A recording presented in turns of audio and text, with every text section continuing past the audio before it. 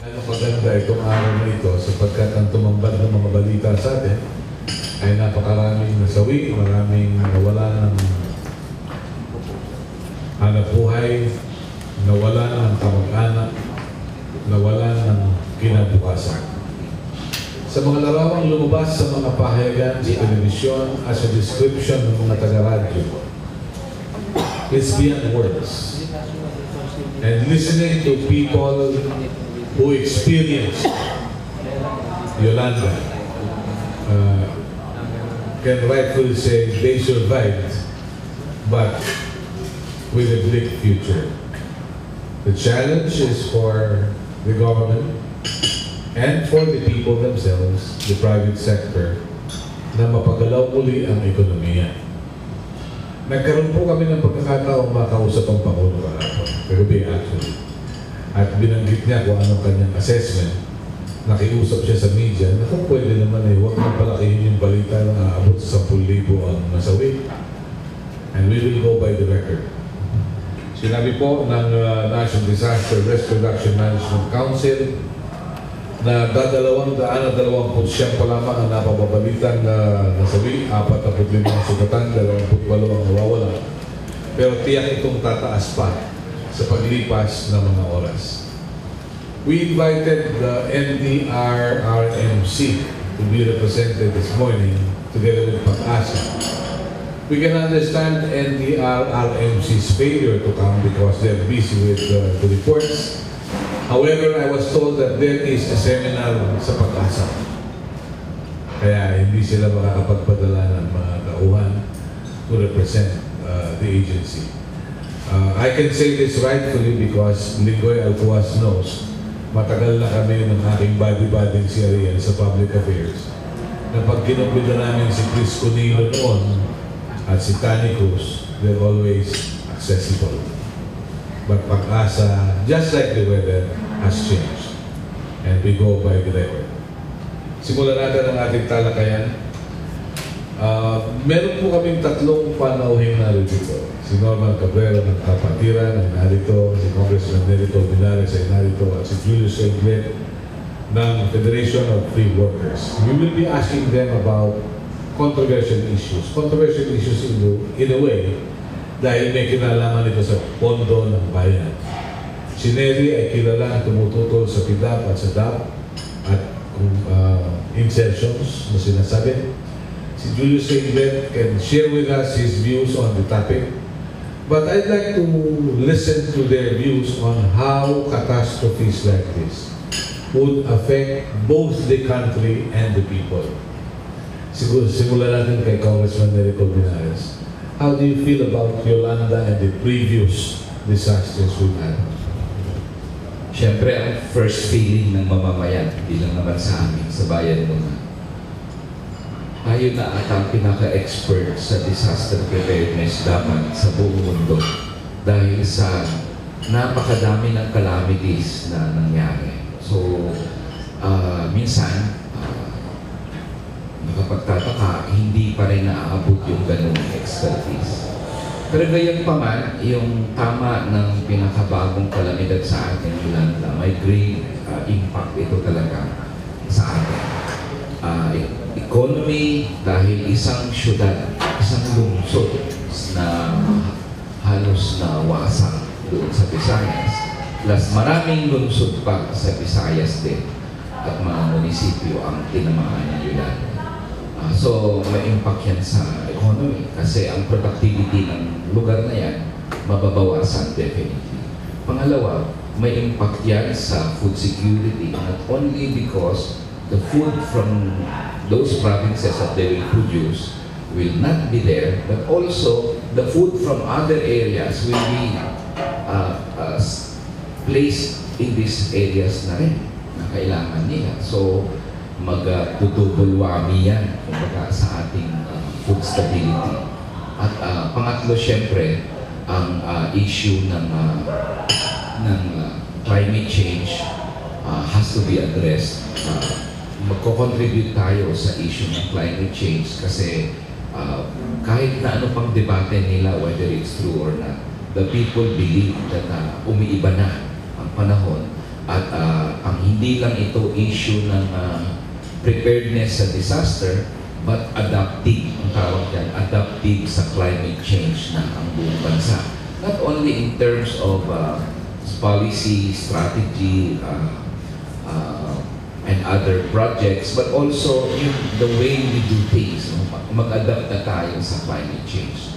So sa akin, sana we hope na mag-settle down itong nangyari sa maraming lungsod because of Yolanda at maibigay na ang relief sa pinakamadali at pinaka-accessible at pinaka-equitable. And we would like to stress on the word equitable sa lahat ng mamamayan na nangailangan. At makabangon tayo from this at napakalaking role ng national government dyan to ensure the speedy, accessible, and equitable na pagbigay ng tulong sa ating mga nasalantang biktima. Congressman, wala kaya kayong kasama sa Congress na magpapanukalang batas na ideklarang illegal ang bagyo at lindol sa Pilipinas? There was a time na meron ganun daw we will outlaw the typhoons. Kung pwede lang pa naman mayroong mga nagpapanukala to outlaw natural laws, of course. Ano ba yun? Supply and demand. Pero, of course, ang ating magawa talaga, hindi lang siya issue ng disaster preparedness, of which doon nakatutok ang gobyerno. Palagi nilang binabanggit yan, we must be prepared. Disaster management is also important. Kasi pag nandyan na, how will you manage it? At pangatlo, also climate change adaptive policies. Yun ang importante rin dyan. Kasi mas long-term yung climate change adaptive policies. Okay, well said. Norman, from Kapatiran, how do you view the recent tragedies? Sabi ng Manila Observatory, never before has it been recorded na may bagyo na susunod ka agad mula sa lindol 3 weeks ago. How do you feel about it? Well, ito ay isang napakalaking challenge para sa buong bansa at gayon pa man at napakalungkot ng mga pangyayari na sinapit ng ating mga kababayan lalo na dyan sa Eastern Central Visayas. Ito ay isang panahon na kung saan may pagkakataon tayong magkaisa, no? Hindi ito panahon ng pagbabangayan, hindi ito panahon ng pagkikriticize ng isa't isa, ngunit isang panahon na kung saan maaari tayong magsama-sama upang maibangon natin ang mga nasalantang kababayan natin sa Visayas. Ngunit, nais kong bigyan din na ganun pa man at meron tayong mga ganitong pagsubok na hinaharap, maraming pangangailangan na dapat nating asikasuhin, hindi malihis yung ating atensyon, no? Sa pagre-reforma ng ating lipunan tungo sa kabutihang panglahat. At halimbawa, isang binanggit na bagay ni Congressman Colmenares dito, yung threats ng climate change. No? At napakaliwanag naman na isang napakapayak na solusyon o action dito sa issue ng climate change ay yung continuing deforestation na nagaganap sa ating bansa. At kung yan mismo ay hindi natin mabibigyan ng solusyon, wala tayong ibang solusyon. Pero Norman, let me cut you short. Yung pagkawala ng kagubatan, nakatulong daw naman sa peace and order. Dahil pag wala ng gubat, wala nang pagpupunaan yung mga rebelde. So I heard from a general before. Yes. That's a good point. Wala kayong gubat, wala nang rebelde. Wala nang pagpupunaan. Pero seriously speaking, talagang malaking problema. No? Malaking problema. At ang ibig kong sabihin, siguro kung ang pamamahala ng ating bansa ay mas nasa ayos kaysa sa pangkasalukuyan, palagay ko mas higit ang kakayanan nating makapaghanda at harapin ang mga ganyang klaseng kalamidad. Okay. Julius from FFW, meron tayong unemployment 3 million. Meron unemployed na 3 million. Meron tayong 7.3 million na underemployed. With this series of disasters, from the typhoons up north to the earthquake in Bohol, hanggang dun sa Zamboanga na nagkaroon ng standoff at itong si Yolanda, anong impact nito sa paggawa? Well, definitely, hindi naman po natin may pagkakaila na napakalaking epekto nito sa trabaho, maging sa kalidad ng trabaho ng ating mga manggagawa. Hindi lang trabaho, maging sa hindi mga wage earners, may malaking impact dito sa kanilang kabuhayan ng mga nagdedepende sa mga livelihood. So, nakalulungkot isipin na alam naman natin na kahit anong gawin natin, hindi tayo makakapag-control, hindi natin makokontrol ng mga natural disasters. Pero ang pwede natin makontrol ay yung pwedeng maging impact, yung ating magiging reaction pag nandyan na yung mga ganang uri ng disaster. Nakalulungkot isipin na sa kabila ng pagbabadya, marami namang alam natin, maraming impormasyon tungkol sa bagyong ito. And yet, hindi pa rin tayo nakapag-react accordingly. Maganda yung mga efforts ngayon, yung mga kabataan natututo na nalaman at tungkol sa sabi ng climate change. Pero mukhang dapat may kasabay na edukasyon na binibigay sa mga magulang at nakatatanda. Kasi eventually, ang mga magulang nakatatanda, sila naman yung magkakaroon ng desisyon na kailangan na lumikas. Sila yung gagawa ng desisyon na kailangan baguhin yung mga struktura sa paligid. So, malaking problema na when it comes at the hills, habang nagkakaroon ng disaster dito, magandang alamin din natin kung saan ba talaga nagmula ang climate change. And as we speak, nagkakaroon ng climate change negotiations ngayon sa Warsaw. At sana, although we welcome the relief at lahat ng tulong na binibigay ng mga malalaking bansa sa atin, sana ma-realize din nila na ang ginagawa nilang polusyon dahil sa kanilang industrial activities ang isa sa mga nagiging dahilan kung bakit bumababa ang temperatura at nagbabago ang ating klima.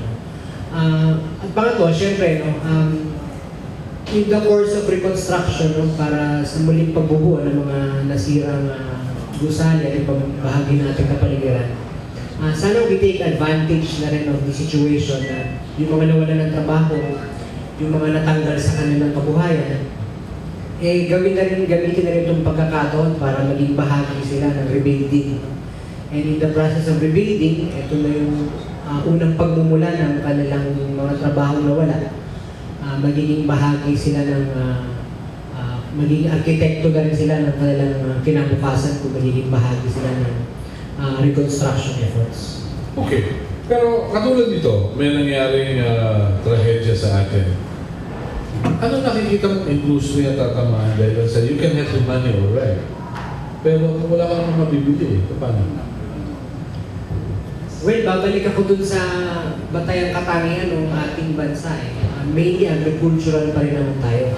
So, tingin ko, bukod sa pondo, kailangan din maraming research and development na ipapasok ang ating pamahalaan hinggil sa pagsasaliksik kung paano ang mga pinakamabisang paraan ng pagtatanim, pagpapayaman ng ating mga crops, pagpapayaman ng ating mga pinatutubong bigas at mais na malayo sa mga disaster na magiging climate resilient kung tawagin mo. So ito yung magiging daan para magbigay ng mas maraming trabaho sa ating mga kababayan habang tinutugunan din yung food supply natin. Kailangan stability sa pagkain.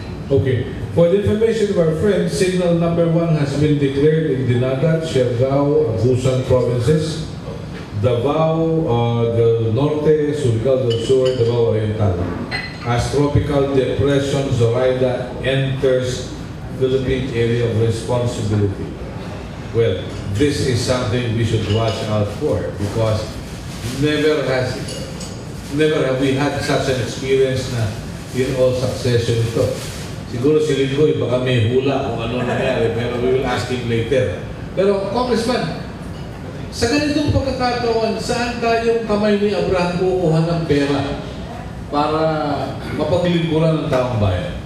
Well, yun ang pinapoint out namin, may calamity fund ang presidente. So, the calamity fund, the last time we checked doon sa website nila, may 6 billion pesos na natira. 1 billion plus pa lang ang nagasto. 6.404 actually billion ang natira.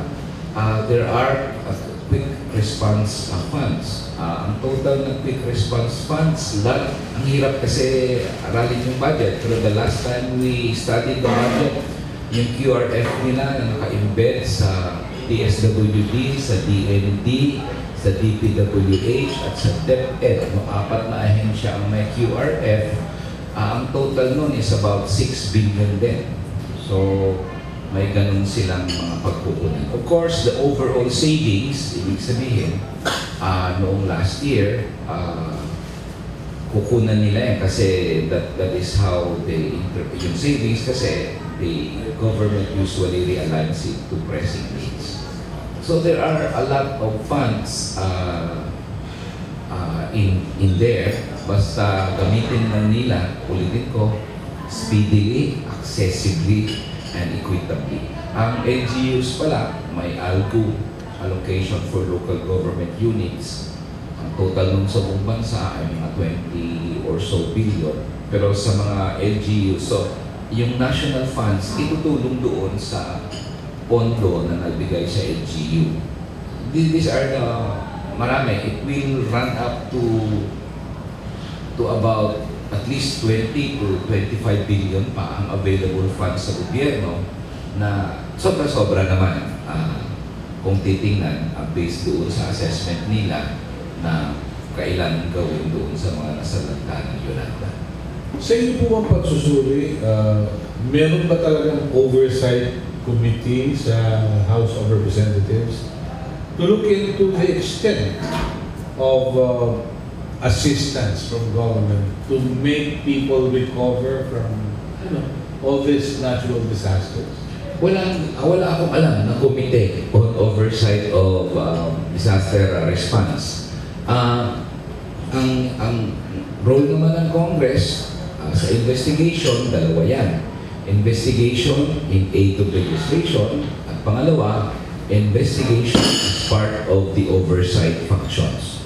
So, sa oversight functions, any committee who has relation or relevance doon sa disaster, whether you're the Committee on Local Government, or you're the Committee on Health, or you're the Committee on Peace and Order, lahat yan na mga committees can actually function as an oversight, have a hearing as an oversight function sa disaster response under that main but unheralded task of Congress, which is investigation as an oversight function.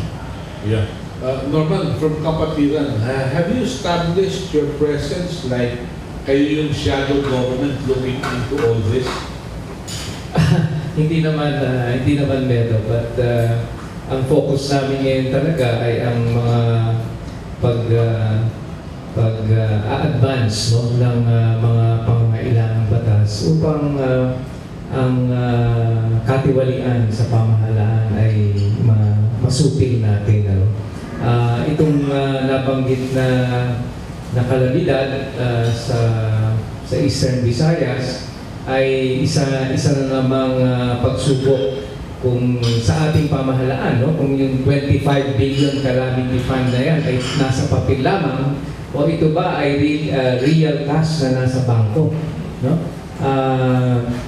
dahil kung yan ay real cash na nasa bangko, I do not think magkakaroon tayo ng malaking problema upang maihatid ang mga pangunahing pangangailangang tulong ng ating mga kababayan. So yun ang big question dyan. Ito ba ay cash sa bangko o papel-papel lamang?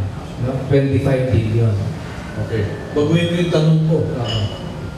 In as much as mayroong pangangailangan dahil ito ng trahedya, angkop lamang ba na mayroong sariling pagkukunan ng Pangulo ng salapi mula sa Malacanang na ayon kay Sister Mary Jan Manansan, halos 1/3 ng budget discretionary ng Presidente.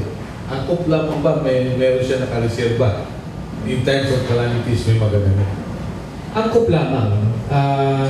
Kaya naman sa issue ng port barrel, meron tayong, I think, 4 na layers na pinag-uusapan dyan. At isa nga yung sa presidential port, no? Na kung saan umaabot sa halos isang trilyong piso. Pero ang nakikitang ang pananaw ng karamihan sa lalo na yung mga nag-advocate ng abolition ng port barrel ay iwanan naman ang bahagi, no, ng port ng presidente doon sa calamity fund upang magkaroon naman ng mabilisang response, no, sa ngay ng pamahalaan kung magkakaroon tayo ng mga ganitong disasters. Okay, may reaction si Congressman Colmenares. Mukhang hindi yata sang-ayon. Hindi. Okay ka. Una, sa ngayong kalakaran, maraming pagkukunan ng Presidente dahil napakalaki ng discretionary fund niya. So ang tanong, pag tinanggal mo ba ang pork barrel, mawawalan ba siya ng pagkukunan ng pondo? Ang sagot hindi. Kasi kahit na walang pork barrel, may calamity fund na nandiyan dyan. At yung calamity fund, pwede niyang pagkukunan yan. Pangalawa, mayroon namang contingency fund na pagkukunan niya.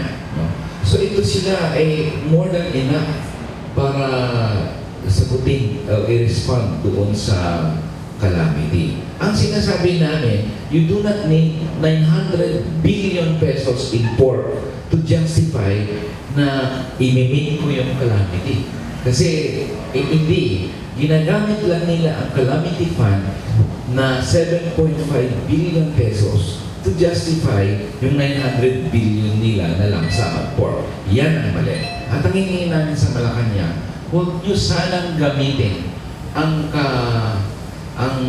very, very sad and unfortunate na nangyari sa ating mga kababayan dahil sa Yolanda para i-justify ang pork barrel.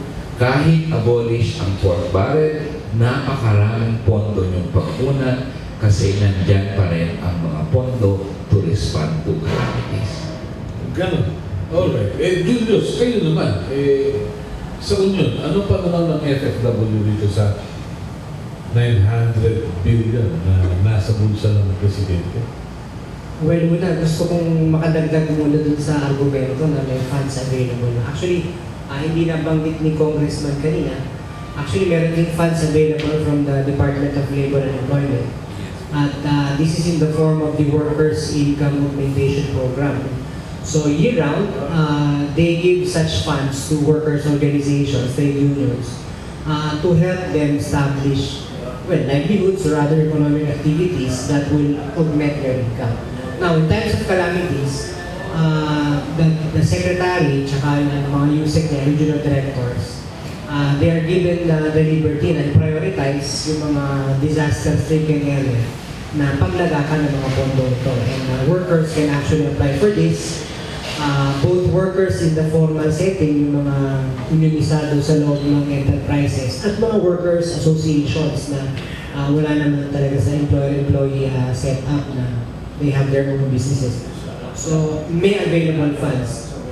Even the DTI, hindi lang din gano'n ka nalalaman ng karamihan, pero sa Micro, Small and Medium Enterprise Development Council, na-handle ng Bureau of Micro, Small and Medium Enterprises, they also have ready funds to help micro, small and medium enterprises. So, if disaster-stricken area naapektuhan yung maliit na mga negosyo nito, pwede rin sila tumakbo sa DTI para sa tulong. So going to your question na kailangan ba ng limpak-limpak na salapi, sa tingin ko ay hindi. Hindi kailangan ng limpak-limpak na salapi ng Presidente at his discretion. Pangalawa, kung sabihin na natin maubos yung calamity fund and everything, dahil naman sa advances natin in information communication technology, mabilis naman i-reconvene ang Kongreso kahit yung recess at magpasa ng mga resolution o batas na mag-aaproba ng added funds because of special situations like disasters. So, sa tingin ko, under the existing laws, it will work. Masyadong maraming yung pera nasa kanyang discretion. Kailangan po ba magdeklara ng state of emergency or mini martial law ang pamahalaan sa Tacloban at sa Ormoc? Congressman Colmenares, please. Well, sa akin, iyan ang mga nakakatakot ng mga scenarios kasi hindi na ba kaya ng authorities ang sitwasyon doon. In fact, ang narinig ko, issue lang yun na wala silang naipapadala. So, sa akin naman, wala akong nakitang basis pa ngayon na to say yes to that. In fact, baka naman lalong lumala at alam naman, intindihin natin, grabe ang nasalanta sa mga probinsyang ito at desperate ang mga tao. Actually, issue lang yan na hindi immediate accessible yung relief Kasi kung immediate and accessible yung relief, hindi mangyayari yung mga sinasabing reports. So kung ganun, kung issue pala ito na hindi immediate and accessible yung relief, sino may kasalanan dito? Diba? So hindi maganda na ang taong bayan na desperate doon sa Tacloban ang paparusahan natin through a martial law for that matter dahil sa kahinaan natin sa pagbigay ng immediate and speedy relief. Okay. Palagay ko, napapanahon yung oversight dahil sa katulad niyan, si Secretary Gasmin at si Secretary Rojas nawala ng contact sa Presidente dahil walang cell sites. So don't you think it's about time really to A committee on oversight. Oversight to look into all these details? That's a good point, Melo. Kasi actually, we're studying a resolution na mag-create ng committee on pensions para may isang komite na titingin sa pensyon ng lahat, SSS, GSIS, military, private pensions. Pero ngayon, on the same principle, kung napaka-comprehensive ng disaster response and management kasi na iba't ibang ahensya rin yung kanyang kino-cover, baka maganda rin may isang expert na komite na gagawin ng Kongreso para sa isang oversight for disasters. Kung hindi man yan matupad immediately, pwedeng isa yan resolution na papasok sa isang standing committee sa ngayon para tingnan ito. Kasi tingnan naman natin, nangyari sa Bohol. Wala pang lang isang buwan, talagang isa na naman. So, siguro para mabilis yung oversight na gagawin, pwede nga siguro i-resolution yan without waiting for the creation of disaster management committee sa Kongreso. Nabanggit kasi sa akin ni Presidente kagabi na baka magpadala sila ng mga armored vehicles na magpapatrolyo sa Tacloban para medyo makita raw ng tao yung government presence. But is it the right approach na mag-employ ka ng armored vehicles? The right approach is deliver speedily, accessibly the relief, the needed relief ng mamamayan ng Tacloban at buong Kabisayan. Opo, may tanong ating kasama mula sa radyo. Ang matatanong na ni Paring Melo yung posibleng martial law o state of emergency sa lugar na hinihingi ng ilang mga sektor dahil nga sa wala pang ilang mga oras ay nagsimula na yung anarkiya sa kanilang mga lugar na palatandaan lamang na hindi napaghandaan ng gobyerno ang posibleng mangyari. Na yung taong, yung mga magdidepensa sa kanila, mga alaga ng katiwasayan, ay sila rin naging biktima. Kaya nawala ng kontrol ang pamahalaan doon. Pero samantala lang sana, kung ang mga tao doon nakapagtyaga ng konti, hindi siguro mangyayari yung doon. Ang ibig sabihin nun, yung mga tao, hindi sila nakapagtyaga ng konti. Disagree. Pag namatay ang anak mo, asawa mo, tapos 3 anak mo, 2 araw na hindi kumakain, I doubt kung masabi pa natin, tsaka ang konti. No, I mean, Pag yung anak mo nakaratay dyan, may sugat dito sa paa, bleeding, wala kang mailagay na gamot, walang ospital, yung asawa mo namatay, bumabaho dyan sa kalsada, bahay mo ay hindi natin pwedeng sabihin sa tao, tiyaga kang konti. I mean, Congressman, nangyari yung matinding anarkiya matapos umalis yung bagyo. So nagsimula ng mga anarkiya. Tama ho eh. Tama, ang dapat sana ginawa ng gobyerno, alam niya ang mangyayari at dapat niyang paghandaan ng mga ganung mga bagay at meron siyang talagang contingency plan na kung sakaling magkakaganito, ano susunod na plan natin. So yung mga ganun din natin na so dito, pwede ba natin i-recommenda? Pwede ba natin, nakalimutan ko na agad yung pwede ba natin i-recommenda sa pamahalaan, na ang gobyerno ay kumilos, para bigyan ng trabaho yung mga tao na walang trabaho ngayon, kumbaga sa emergency work, ang kapalit in kind. Diba? Wala silang pagkain. Magpapadala ng pagkain ng gobyerno, pero kailangan magtrabaho ang mga tao para i-clear ang lahat ng mga... Okay, food for work program. O yun, tama. Nangyari yun, diba? Maganda yun. Actually, hindi lang siya relief kasi definitely wala silang babalik ang trabaho. Kasi yung opisina o yung factory na pinagtatrabaho, wasak na yun eh. So maganda yung opinion na yun, tama. Ang isang dapat aralin agad, yung employment nila. Para hindi naman sila dependent lang sa relief, kundi mayroon din silang source of employment at kita na disente para naman ma-alleviate kahit papano yung naranasan nila. I agree with that. May babalik ang normal situation. Hindi lang sa tulong ng pamahalaan, sa tulong ng mga mamayan. Okay, well said. Good point. Yes, Norman. At saka, kung ako yung pamahalaan, kung tayo yung namumuno sa pamahalaan, siguradong kung magagawa natin yan, talagang pupurihin tayo ng taong bayan. No? Pero ito nga, again, pagkakatanong nito para masukat natin yung kasalukuyang pamahalaan. Dahil kung nandiyan yung 25 billion calamity fund, dapat nagagawa yan. Pero pag hindi nagawa yan, tanong natin, may 25 billion calamity fund pa tayo. No? Okay. Julius. Yun nga, no? Kagagaling lang ng mga tao sa isang napaka-stressful na sitwasyon, the last thing they need is to be terrorized. So, maawa naman tayo sa mga tao at huwag natin dagdagan yung kanilang mga problema. Hindi ho kaya mas angkop Congressman Colmenares at ganun din kay Norman kay Julius na magkaroon ng tipong alam National Guard na nakadeploy kunwari sa Manila, sa Cebu o sa Davao na in times of emergencies na kung yung pulis at yung sundalo na sa lugar naging biktima ng bagyo, ito ang tutugon. Dahil sa problema raw kasi sa Tacloban, yung pulis binagyo. So walang pulis na magpapatrol sa kalsada. Ano po ba? Well, sa akin, yung prerogative yan ng executive, kanyang isipin yun. Pero kaysa sa mag-focus sila sa creation ng guards, dito muna talaga sila.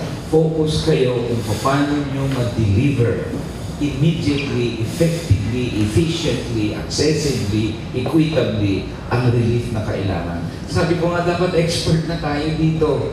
We should have known na nung sinalanta natin ang Ormoc, nung pinasok yung syudad ng malaking baha noon na 5,000 ang namatay, we should have known na completely sira yung infrastructure ng gobyerno, yung police mismo hindi maka-respond, yung fire department, wala. Ganun na yun eh. Hindi. So, I don't want to go into the blame game right now, no? Pero, we should focus on helping. Pero yun lang gusto kong i-stress. Doon dapat talaga tayo mag-focus muna. Ano ba talaga ang sistema dito? Bakit hindi natin ma-deliver agad yan? Hindi ka ba pwede mag-reposition ng mga tao at mga materials sa malapit na lugar na alam mo naman yung tatamaan ng bagyo dito ka? And there are so many things that could have been done. So para sa akin, kung hindi man lang nila ma-perfect itong very root ng problem, which is the immediate, dito muna sila bago sila mag-isip ng iba pang mga idea on how to respond to disaster. Okay. Congressman, let me ask you a very personal question. Yes, Pero yung kay Norman at kay Julius. Mabuti naman, hindi tayo dinaanan ni Yolanda. Pero kung sa Maynila po dumaan si Yolanda, ano kaya nangyari sa atin? Siguro galit-galit tayo ngayon. Congressman. What would have happened to us? Kung sa Maynila nang nangyari yon, hindi ko ma-imagine eh. Napaka-densely populated ang Maynila na pag may storm surge, diba? Lalo na itong aristocrat, baka walang matira dito eh. Grabing disaster, hindi ko ma-imagine. Pero sana naman hindi galit-galit yung ating response. Dapat unified. At ang isang reason bakit nare-reduce sa galit-galit ang sitwasyon, because there is not enough resources na ina-allocate sa mga biktima. Kaya talagang to each his own ang nangyari eh. Pero kung may sufficient na response dyan, at alam ng tao na bukas meron namang tulong ulit at sa sunod na araw, kasi napaka-uncertain ng future mo eh. Ulitin ko lang yung binanggit mo kanina, tatlong anak mo, hindi lang makain isang dalawang araw. So talagang you will do everything. Kahit magnakaw ka, anak mo yun eh. Walang gatas yung baby. O ganun ba? Yung anak mo, infection na, 40 na yung fever, walang antibiotics, walang hospital. Nagiging desperate ka. So sa akin, malaking bagay yung immediate response at hopefully yan ang maka-arrest nung galit-galit na to each his own na attitude kung sakaling mapunuan niya. Pero Congressman, how do you feel about newscasts on television nang sinasabi, salamat po sa DMA, salamat po sa ABS, makakakain na po kami. Where is government? Well, yun na nga, private sector ang nakaka-respond well. So kung kaya ng private sector, bakit hindi kaya ng gobyerno? I don't understand this. Palagi nilang sinasabi na privatize kasi inefficient yung gobyerno. Pasok ko lang. Privatization kasi allergic kami dyan.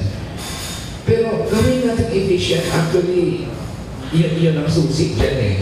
Palaging problema dyan sa mga ganong sitwasyon politika. Kaya I was very clear kanina, equitable and accessible. Kasi the moment na mag-selected ka dyan, yung barangay ko, mga kapitan ng barangay na sumuporta sa akin, yung unahin ko, magkakaroon ng reaction talaga yan sa mamamayan. So, and I think to a large degree, that is what causes the problems that doon sa tingin. Congressman, yung word equitable kasi, it has already been sold to BDO. We have a question on the floor. Si Ernie Reyes po sa Interaction.com. Kay Congressman, sabi ni Pinoy before the storm came, there are several airplanes, helicopters, barko na naka-standby in Davao City, Cebu, Legazpi, and Zamboanga. And maraming mga relief goods na naka-preposition na sa pack ng Yolanda. Pero despite of that statement before the storm came, wala. So, what can you say about it? Yan ang problema palagi. Alam ito, hindi ito pwedeng sabihin surprise tayo eh. We were not surprised with this. Expected ito. Yung lakas ng bagyo, in fact, winawar na. So, pag hindi mo ma-predict, yung impact ng ganong kalakas na bagyo, may makikita talaga tayong problema. Kasi hindi pwedeng ganito tayo eh. We cannot be amateurish in responding to disasters. We cannot act like a school club in responding to disasters. We must be professional, efficient, and truthful. Dapat sabihin mo kung may barko nga talaga naka-preposition at may supplies. Hindi yung gagawa-gawa ka ng kwento just to assure the public na tapos wala naman pala.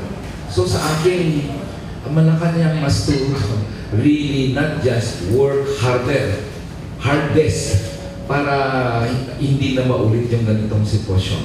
And the way climate change is going, may mas matindi pa ng mga bagyo na darating dito sa atin. Kaya hindi na pwedeng ganitong amateur response sa mga disaster. So, where the problem lies? Alisin muna natin yung politics. Where the problem lies? Kay Aquino, sa government, o di sa mga tao niya?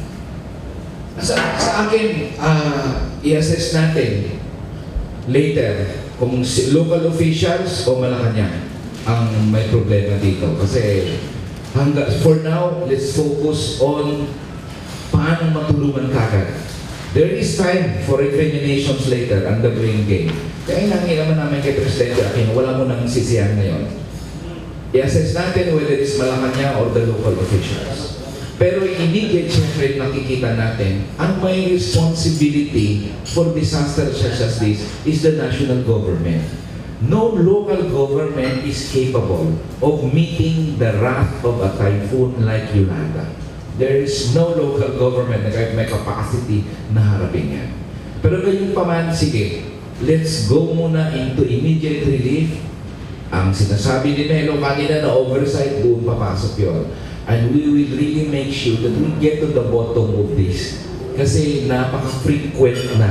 Ang kapalpakan ng response ng gobyerno is as frequent as the disasters that plague the country. Sabi niyo kanina, bakit hindi tayo natuto dun sa Ormoc tragedy? So, ang ginawang response ata ng Congress, yung enactment ng National Disaster Risk Reduction Management Act. So, bakit nagkaganon? Despite of this law, meron ng local disaster management and risk reduction councils. Despite of this law, bakit hindi na-anticipate i-impact yung mitigation ng nangyari kay Yolanda? Well, other than my bill ang bayan for national disaster, pinapasa-pasan. Pero even if there is already a policy, ang problem na palagi natin implementation. May marami namang may batas naman tayo na pipinalize ng drugs, pero yung executive talagang hindi naman nasugpo-sugpo yan. So dito sa disaster, ganun din yun na the execution the policy is there, how you execute it, yun ang mahalaga. And so far, may malaking gap doon from the policy and the plan to the execution na hindi ko maintindihan kung bakit hindi nila makita yung mga simple na bagay na kayang gawin ng isang private sector corporation o kung sino man ng mga private citizens. Pero, or even the Red Cross for that matter, pero hindi kaya ng gobyerno despite the fact mas grabe ang resources and capacity ng gobyerno. Okay. Last na lang.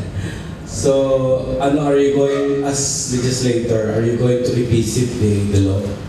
Yeah, in fact, ang isang discussion kanina, we could in-entertain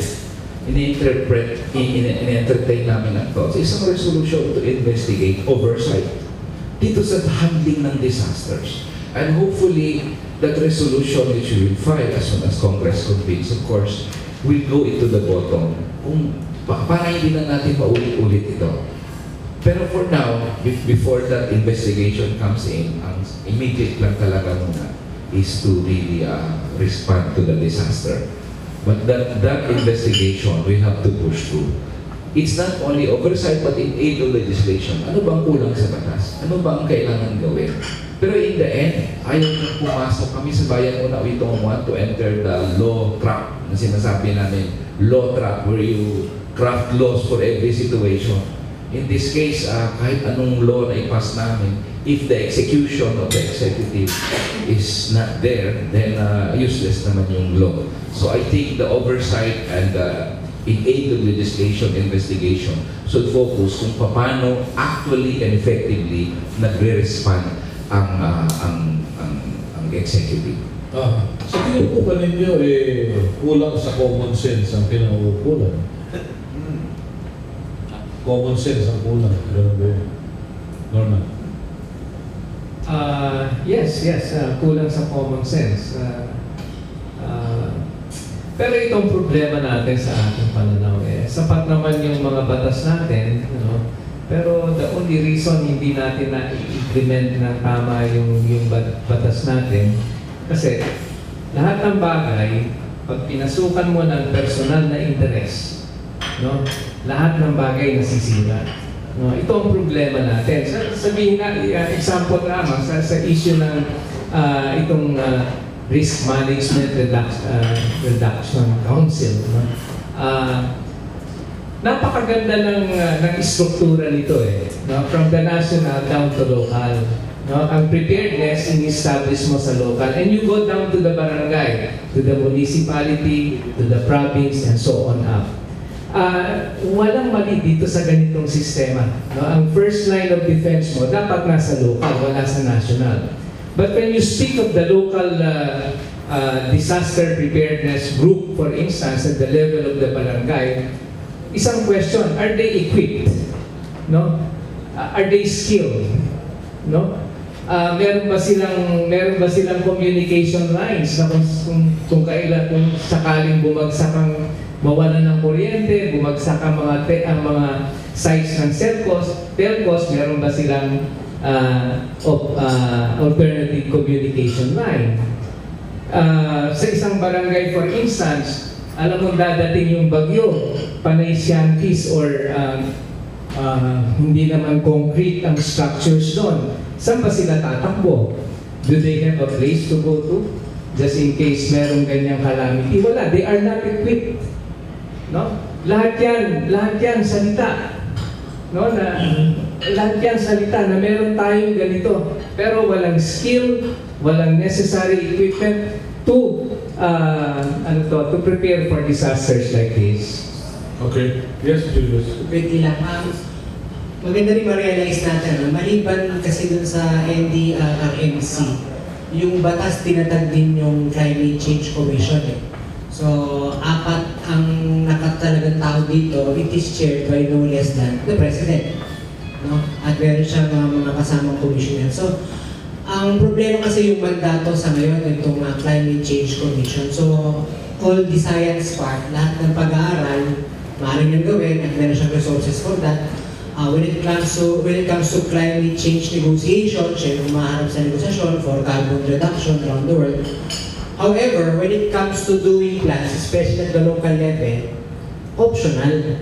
No, kung sino lang yung local government unit na papayag at magkakaroon ng realization na they do need to have a disaster plan, sila lang yung gagawa. So walang ganong klarong mandato. So yung tinatawag na climate financing sa atin, wala pa. Hindi pa siya nagaganap at hindi pa siya naisasabatan. So I think yun din yung isa sa mga problema, isa sa mga nagtatali, pumipigil sa atin para mas makapaghanda sa ganitong mga klaseng sitwasyon.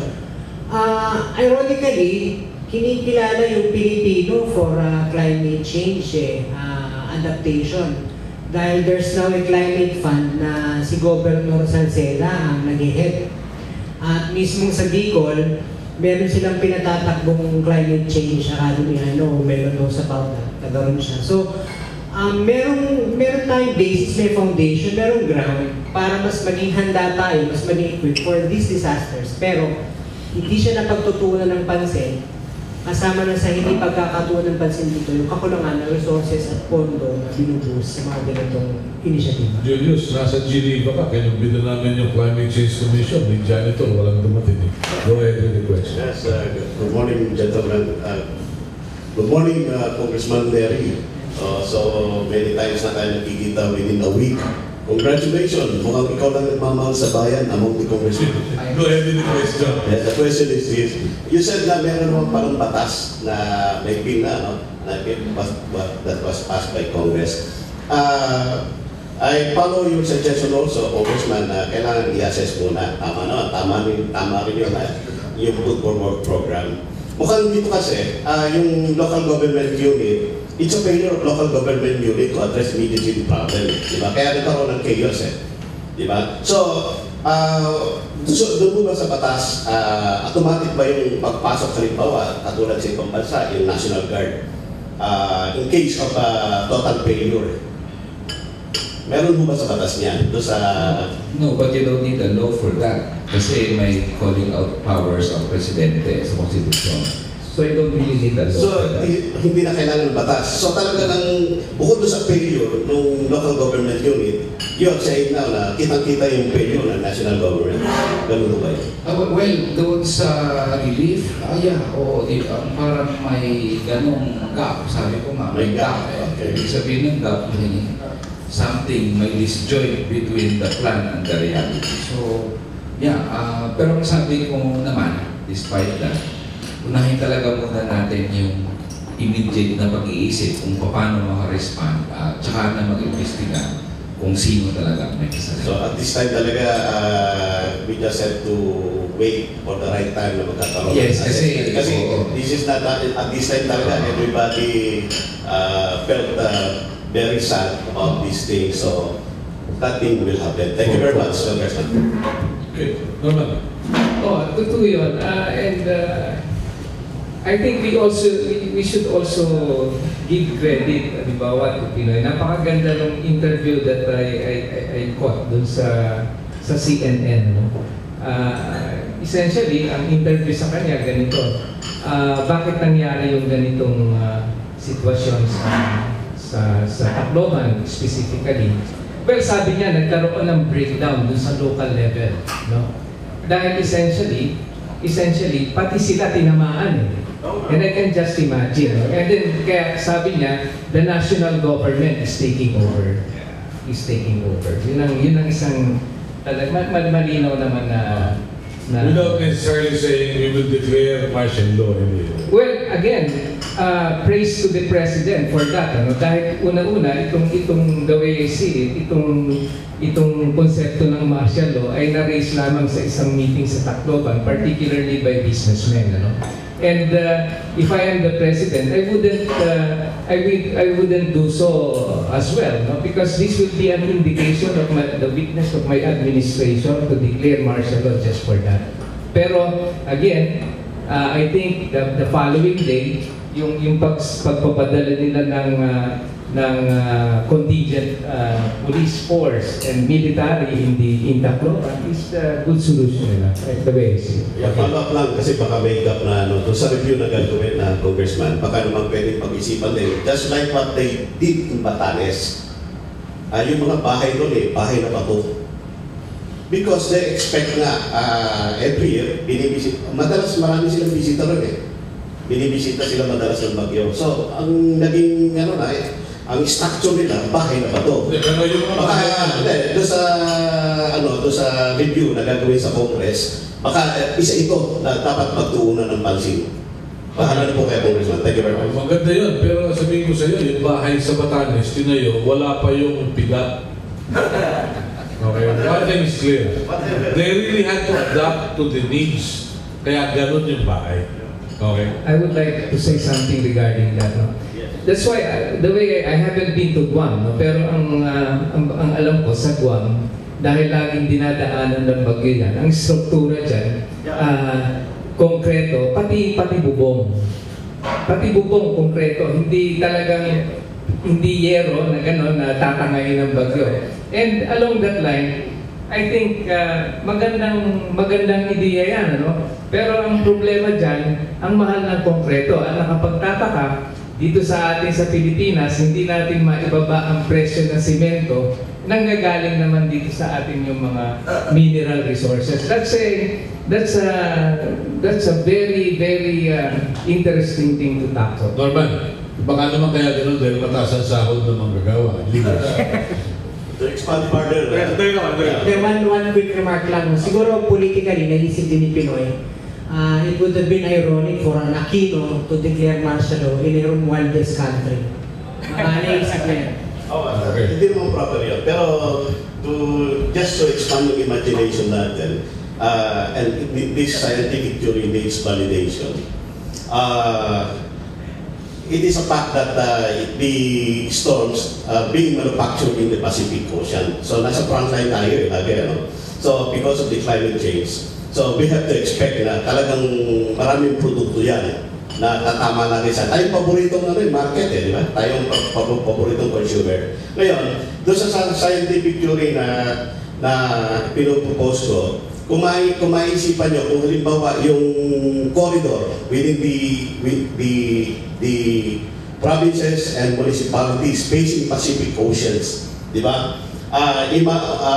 The law should mandate na meron siyang mga puno hard trees Okay. that will form as a forest. Do you know why? Kasi di ba so hard trees, pag huminga yan, it's an energy, it's a power. Ang yung storm coming from the Pacific, hindi siya bumabangga. Umaano siya, umiiwas. Okay, thank you. I'm just hoping na We took should be note. validated, but Yes. hindi ho namin kaya mag-isa yan. Tayo naman nagsishare ng mga ideas. Pahalo po kayo kasi kayo naman ang marami mga correction. Salamat po. We took note of your suggestion. Thank you very much. All right. Considering all this, pera ng bayan, naririyan, may issue, ilang na police kaya kailangan natin to rehabilitate the affected areas? Congressman, simulan ko sa iyo. Una muna, kung na-abolish na natin ang pork barrel 10 years ago, hindi na sana nangyari itong 10 billion scam. Ang daming matulungan na scholarship, medical assistance at lahat pa, lalo na sa mga nasalanta ng bagyo. So, ang nabanggit ko naman kanina, sana wag na lang gamitin ang misfortune ng ating mga kababayan sa Leyte at sa Negros at sa Iloilo at sa Samar at iba pang mga lugar to justify pork. Kasi there is enough fund for calamities kung even if i-abolish ang pork barrel. So, sa amin, clear pa rin yung position dyan and we should not allow ourselves to be deluded into thinking, into agreeing na sige na nga, i-allow na natin ang pork kasi pagtulong sa nasalanta. In fact, pag i-allow natin ang pork, mas lalong maraming pera ang mawawala na para sana makatulong doon sa mga nasalanta. Julius, ilang na police ang kailangan? Actually, naisip ko sana nga pinadala sa Tacloban si Napoles tumulong siya sa efforts. Anyway, ang problema po natin, ang nature na kasi ng pork barrel ay discretionary. So, kung sino ang malapit sa hari, kung anong gusto ng hari o ng reyna for that matter, yun ang masusunod. So, which means, most of the time, walang scientific basis, walang research-based evidence na magsusupport which projects, which structure should be erected or should be done in different parts of the country. So, yun yung ating pong nagiging problema. I know some government officials na kung panahon ng budget hearing, they prepare day and night, they prepare hanggang midnight the day before to defend their budget. So which means every step of the way, dapat may sagot sila para patunayan na kailangan nila yung resources na kanilang hinihingi. Yet, we have lawmakers na wala namang batayan kundi kung ano lang yung gusto nila and what would favor their political ambitions. Magtuturo kung which project should go where and who should implement it. So yun po yung ating problema. So hindi po nakakatulong ang pork barrel. And in disasters like this, I'm sure kung napunta sa tama yung pera, mas naging handa sana tayo. Okay, Norman, quick reaction please. Okay. Ilang na police ang kailangan? When you speak of Napoles, you speak of corruption, corruption. At I think more than pork barrel, ang pinag-uusapan natin talagang issue dito ay corruption. At lumabas sa huling survey na ito ang pinakamalaking concern ngayon ng ating mamamayan. Number one is corruption. And I think that is our nation's problem. No? Why? Because 40% or 40 sentimo sa bawat piso na kaban ng bayan, no, ang nawawala sa katiwalian. No? Kung meron tayong piso, 40 sentimos dyan, nawawala sa katiwalian. At itong kaso ni Napoles ay patunay na lamang na yung 40% na yun na nawawala ay tumataas pa.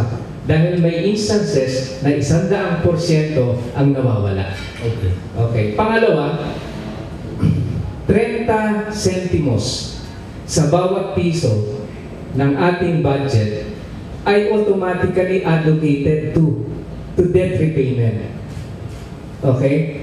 So in essence, sa bawat taon ng budget natin, meron tayong natitirang 30 centimos. At dahil nga sa Napoles, baka 20 centimos na lamang. So, ganyan kahalaga ang issue na ma-address ang corruption. Sa panig ng kapatiran, tatlong napakahalagang legislation ang dapat maipasa. No? Kung ito ay hindi ipapasa ng Kongreso, ito ay ipapasa sa pamamaraan ng People's Initiative. Sige. Anong tatlong legislation ito? Number 1, abolition of political dynasty. Number 2, abolition of pork barrel. And number 3, the passage of freedom of information. Anong ibig sabihin nito? Pag naipasa mo yan, over a short period of time, just medium term, yung 40 centimos na nawawala sa kaban ng bayan, suddenly, meron kang 40 centimos. No? Na kung saan itong 40 centimos na to, ay you can now channel to public services. When I speak of public services, ano ba yan? Health, education, housing, no? Even yung mga basic public infrastructures, no? Na pangangailangan natin. Kasama dyan yung karagdagan ng kakulangan natin sa mga huwis, no, na siyang sinisisi kung bakit ang kaso, lahat ng kaso ay nagpa-pile up sa hudikatura at sumasama ang justice system natin. Di ba? Ngayon, if you can address those Yung concerns na yan. yung concerns na yan, I think that will be creating, no, for the country a more conducive climate for business. Walang korupsyon, maganda ang infrastruktura ng bansa, di ba? Conducive climate for business, both local and foreign. Okay. Sinasabi natin, maraming nag-aakala sa atin na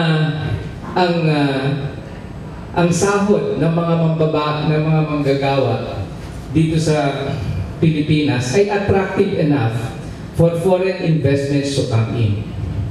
Some people think otherwise. No? Because when foreign investors come in, ang kailangan nilang i-provide para dun sa manggagawa nila, okay, besides yung basic salary, kailangan bigyan nila ng health benefit. Kailangan bigyan nila ng housing benefit. Kailangan bigyan nila ng education benefit. And with that, hindi talaga competitive. Okay. Ang international rate natin. Internationally, hindi competitive ang labor rate natin. Pero kung yan ay maipoprovide ng pamahalaan, housing, education, health, mas magiging competitive ang labor rate natin. Okay. Number 3. Ano ibig sabihin? If you can raise have the conducive climate for business. Ang ibig sabihin yan, jobs creation. Hindi naman ang gobyerno ang dapat magbigay ng trabaho. It's really the private and small business. No? Yan ang nagbibigay talaga ng trabaho. Kung mangyayari yan, what will that mean? That will mean added revenues. And where would those added revenues go to? They should go to public services. Ikot lang ng ikot yan. Okay, now if you can have both, no, the government now can have the moral leverage to renegotiate its debt with its creditors. Yung binabanggit kong 30 centimos na nawawala, you can bring down that to 20 centavos. You can bring that down to 10 centavos. So, kung meron kang ganun, may karagdagang pera ka ulit, you can channel that to public services. That's how the cycle should go. Alright, thank you. One point lang, quick reaction ko lang doon naman sa sinabi mo.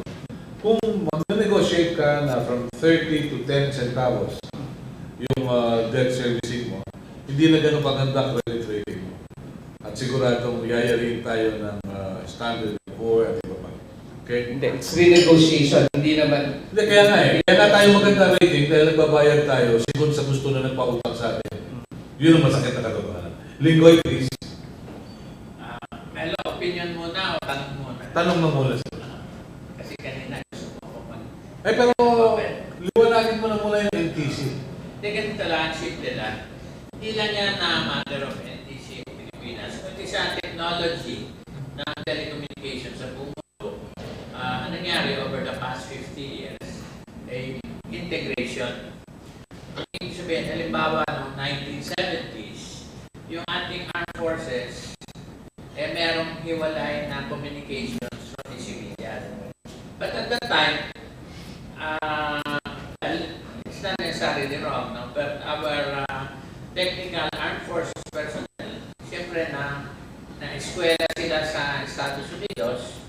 And so, just like in the United States by that time, as opposed to World War II, halimbawa, instead of putting up your own telecommunications system, ang ginagawa, nag-release ng linya sa commercial o civilian. Okay, now, the magic of the cell phone means that everything else was discarded.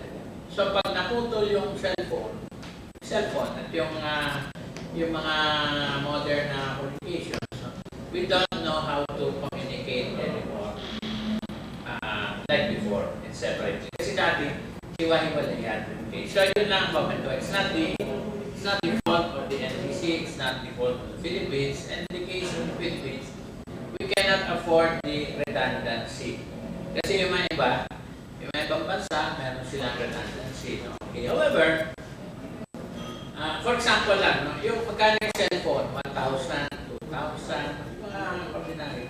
Pag bumili kayo ng over ngayon, yung radyong, amateur radio, mas mahal kaysa sa cellphone. Of course.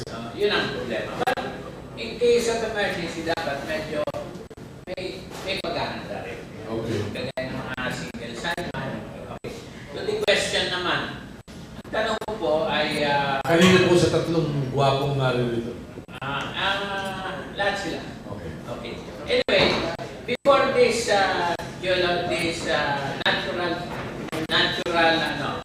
tsunamis that we got, meron na tayong political tsunami, yung pork barrel, di ba? So, patong-patong na yan. Ngayon, nung halimbawa, siguro magkasama tayo in trying to oust PFA, ang hinahanap natin yung boiling point, tipping point, di ba? Yung qualitative change.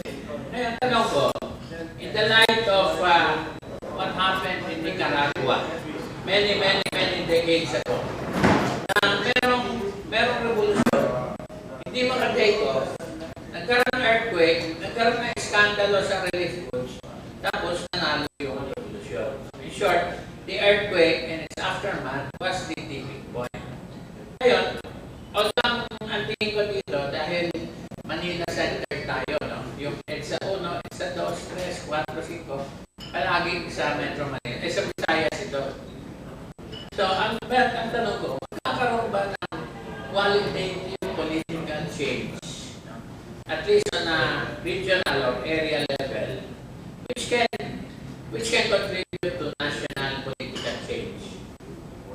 Thank you. Very well said. Congressman.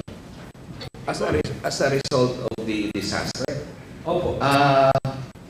And subsequent the response, tingin ko, it will not be the same. Now, whether or not may qualitative leap yan na parang Nicaragua, hindi natin alam. Pero definitely, may malaking impact na to sa national consciousness.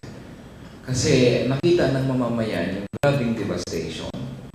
Pero nakita rin natin yung ineffectiveness ng gobyerno na mag-respond. So may impact yan talaga sa accountability sa bahagi ng gobyerno.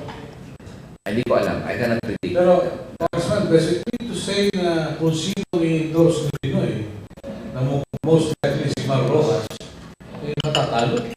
Hindi ko alam kung sinong iboboto ng tao, but that's a big disadvantage kay President Aquino because the fact that he kept on defending the pork barrel, he is no longer as trusted by the people as before. So he's no longer as popular.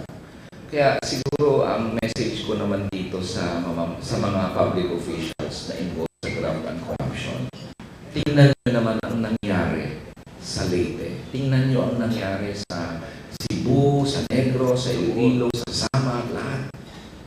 Tingnan nyo naman yung resulta, isang major na resulta ng corruption. At sana the next time around na nag-iisip kayo kukuha ng 40%, lalahanin nyo na lang ang impact sa poverty at ang impact sa ating mga kababayan na hindi rin mabigyan ng karampatang response because of graft and corruption and of course political patronage. Okay, Norman? Sa amin po pananaw, napakalaki ng pagbabagong maaaring mangyari sa ating bansa by 2016, no? Kung kailan ay magkakaroon tayo ng next national elections. Ngunit ang pagbabagong ito, no, ay nakasalalay sa tatlong bagay. Maipapasaba natin ang prohibition of political dynasty upang ang landscape ng candidates in 2016 ay mabago. Maipapasaba natin ang abolition ng pork barrel at passage ng freedom of information upang ang insentibo, no, ng karamihang tumatakbo for public office ay atin nang mawakasan. So, tatlong bagay lang po. Ngayon, pangalawang tanong, ito ba ay maiaasa natin sa Kongreso na ipasa nila bago mag 2016? Ang sagot dyan, hindi. Ano ang nalaman ang natitira nating paraan upang ang tatlong batas na ito ay maisabatas? Ito po ay ang People's Initiative. Kaya ba itong tatlong itong maipasa bago 2016? Kaya. Yan po ang nagbibigay pag-asa sa amin at sana sa lahat sa atin na meron tayong nakikitang pagbabago. Very well said. Please. Alam niyo po, dito sa atin sa Kamaynilaan, 15 minutes, isang oras mawalan ka ng internet connection, aawayin mo na yung Globe o Smart o kung sino nagpo-provide ng internet access mo. So, tingin ko po, kung Yolanda ay naganap dito sa Kamaynilaan, kung saan ang bibilangin na mawawala ang internet, baka po nagkaroon ng revolusyon. Yun yung una. Well, seriously speaking, Tapos hindi sila makakapag-selfie kasi. Oo. Diba? So, wala silang choice kundi magkita-kita muli sa lansangan. Magtatagumpay ang revolution.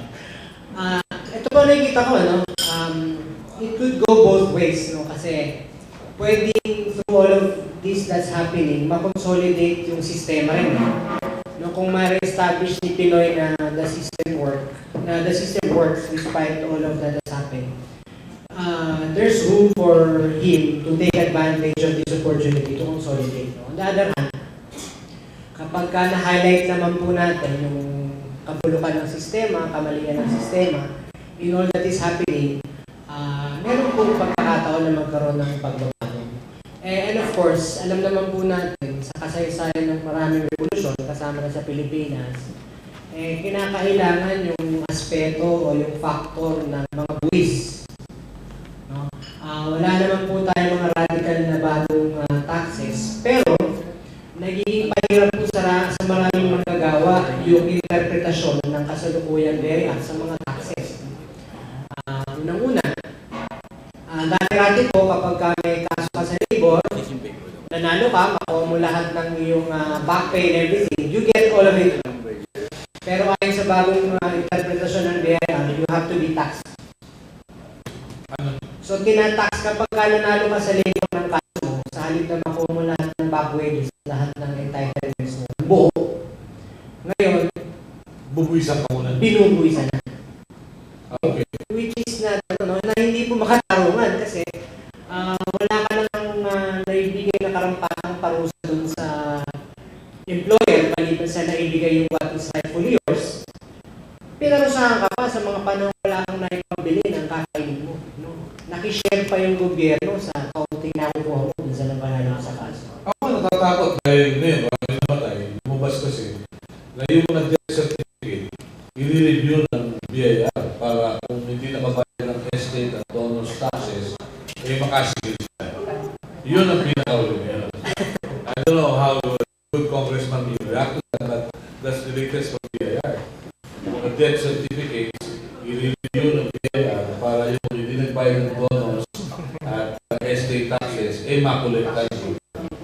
That's the latest scheme.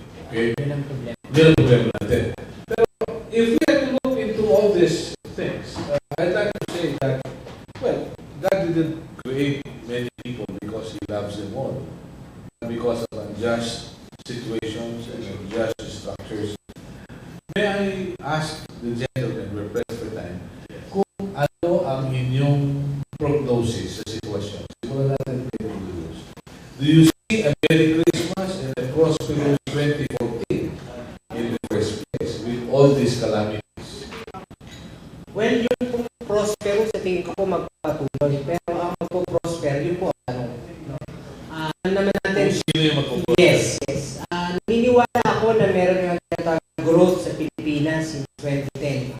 At yung record na 7% something the past quarter ay totoo. However, ang isang katotohanan din ay nagkaroon ng growth, nagkaroon ng nakita, pero napunta ito din sa mga malaki na kita sa ngayon. So, sa tingin ko po, magpapatuloy yung ganitong trend, pero kung ano yung makukuha ng mga maliliit, tulad ng mga manggagawa, mga magsasaka, mga marami sa lungsod, sa tingin ko po, hindi pa rin nila makakamit, hindi nila makukuha yung para sa kanila. So, it will be a Merry Christmas for the very rich. It won't be a Merry Christmas for the poor. Okay, Norman, from Kapatilan. Ang prognosis ko ganito. Yung naganap sa Leyte ay sa Eastern Visayas, yung bagyo yan. Ito ay isa sa mga pangyayari na wala tayong control. No? Hindi natin makukuha na. At in a sense, yung mga ganito, kailangan natin harapin. Pero hindi ito dapat maging dahilan upang maiiwas tayo sa mga tunay na pangangailangan na pagbabago sa ating bansa.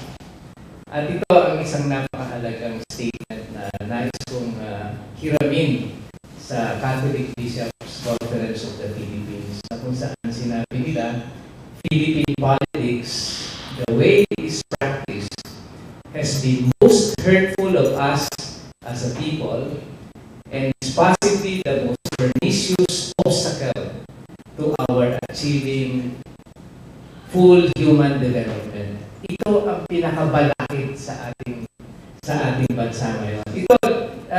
Itong nangyari sa Eastern Visayas, nadadivert ng konti ang ating atensyon. Pero huwag tayo wala sa focus. At again, upang magkaroon ng prosperous future ang ating bansa, isipin lang natin yung tatlong panukala na yan kung maipapasa natin. Napakalaking hakbang na ating magagawa. Congressman Nelly, please. Prognosis, but poverty incidence will increase, lalong maghihirap yung taong bayan sa 2014. Ang Paskong ito ay talagang syempre grabe pa rin yung kahirapan. Pero siguro, yun lang naman na ang panahon na may oportunidad tayong sumaya ng konti.